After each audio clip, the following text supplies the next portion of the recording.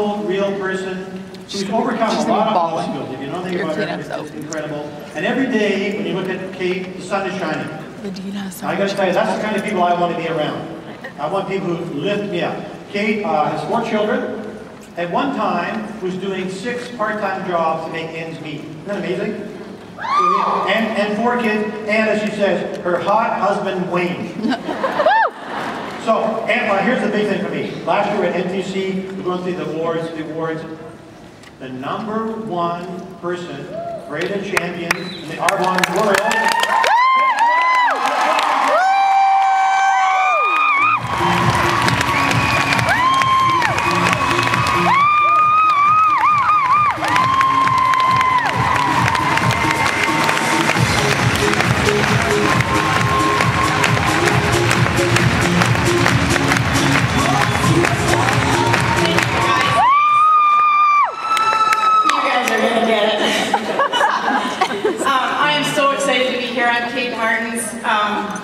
And like I said, I'm so excited to be here today.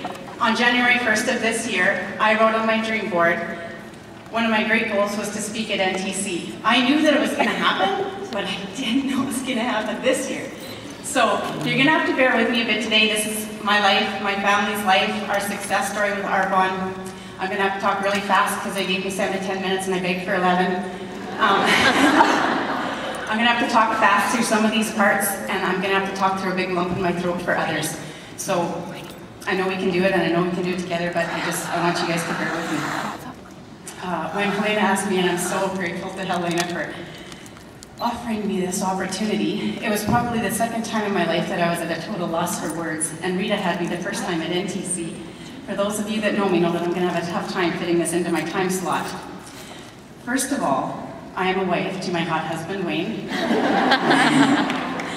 A mother of 4 wonderful kids, Nick, Riley, Hunter, and Kyle. I'm a sister, a daughter, a friend, and this year, a new regional vice president with ARBONNE.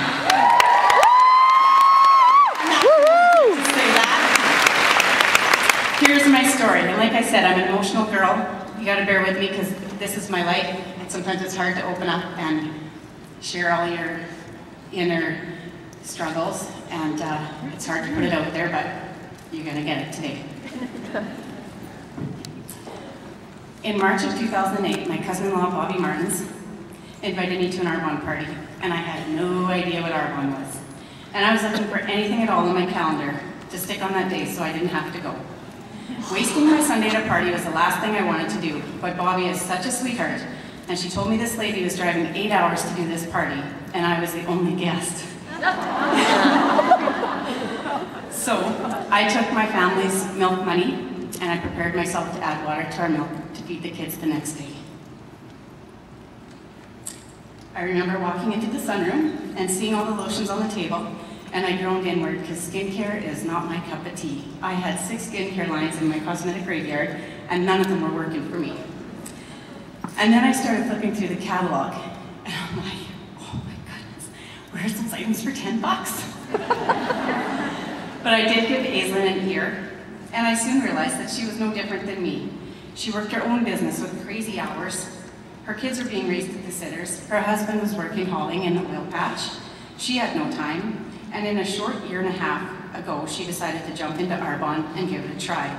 And she had already given her business away, retired her husband, who's not old, is able to donate to the things she's passionate about and volunteers in her community. She drives a Mercedes. Her paycheck is as big as a tool push on the rigs.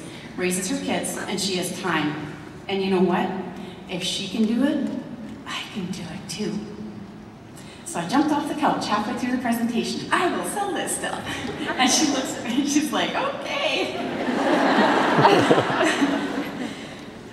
So that Sunday, without talking anything over with my husband, I ordered an RSVP on a credit card that was maxed and overdue. I had to sit on my hands because they were shaking so badly. The fat on my arm was jiggling, we joke about it now. And to this day, I only have one explanation of my credit card going through. I have a lot of loved ones out there. This is a tough part. And I believe with all my heart that they guide us through life with the little signs here and there. You know the ones, a couple of your favorite songs all in a row. Nick's in my favorite when they say shooting star. Or maybe you just get that feeling that they're there, giving you a little pat on the back for the day.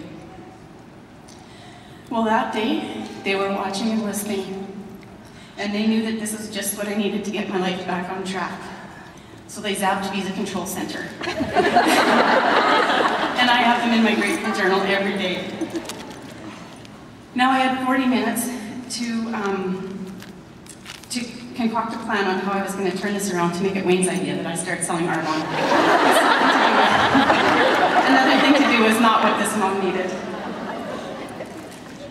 We own a fruit and vegetable farm with 30 acres of garden produce. We had 5 to 15 employees daily, doing 8 farmers markets a week. I own my own jam and jelly line across the prairies. Own and operate Kate and Rhonda's Candy Popcorn, which does fundraising for kids' organizations. I have a greenhouse operation on the farm and in town, and we have a store that opens 7 days a week. 2 times a week, I make 100 pies and 200 to 300 dozen cookies before lunch. We had also just came out of the spring where we had a severe frost and our orchard blooms were frozen black, so we had no fruit income coming in either. And I do my own books for the tax season, which I hate. And I realized that on top of all that, I needed to get a job in town. Being a farmer, we all have a certain mentality that next year is going to be better than the last year, but our next year's only got worse. And we were living with our overdraft maxed, our credit cards 1,000 over the limit, 3 months behind payment. My kids couldn't even pick up the phone because the bill collectors were calling.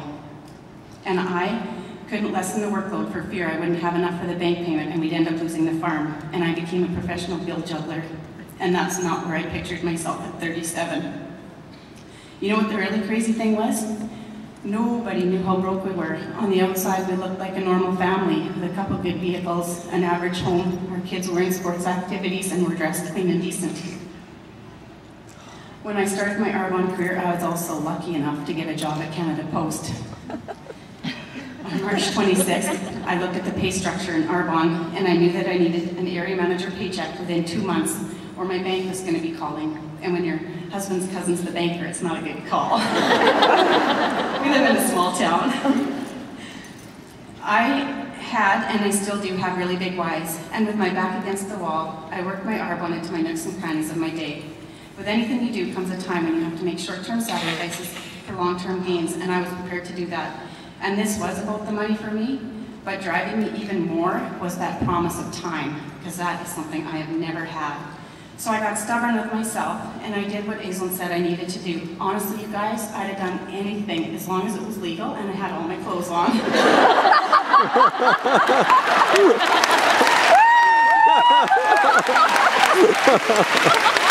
That's awesome. I finished area on April 30th, team of 1. I didn't know that was a big deal. And I took a big sigh of relief because I knew I had the next bank payment. When I started Arbonne, I was working at least 20 hours a day, 7 days a week. This is where I'm going to feel like MJ Durkin's running back and forth. I'm going to talk fast. I was getting up every day between 3:30 and 4. I had to make lists to organize all the workers so they knew what to do. Watered my greenhouse, loaded my van to restock the greenhouse in town. Got myself ready, woke the kids, got Nick ready to go off to school, and then took Kyle to the sitters, where I had to peel him off of me because he was screaming and crying so hard because he couldn't understand why his mom had to go to work. All of a sudden, I got to the post office at 7:30, and I worked my 6 to 8 hour shift there. During my breaks and lunch, I made calls, booked parties, and did one-on-ones, and at 3:30 I was done, and I hurried over to the greenhouse to see what needed restocking for the next day.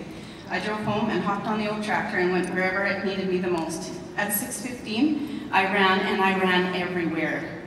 I ran into the house, and I put on my only dress shirt. And Nick, my oldest, loaded my Arbonne into the truck, and supper was whatever he fixed for me, a sandwich or KD in a bowl. And I ate that on the way to the party, using the rearview mirror to wipe the dust off my face and freshen up.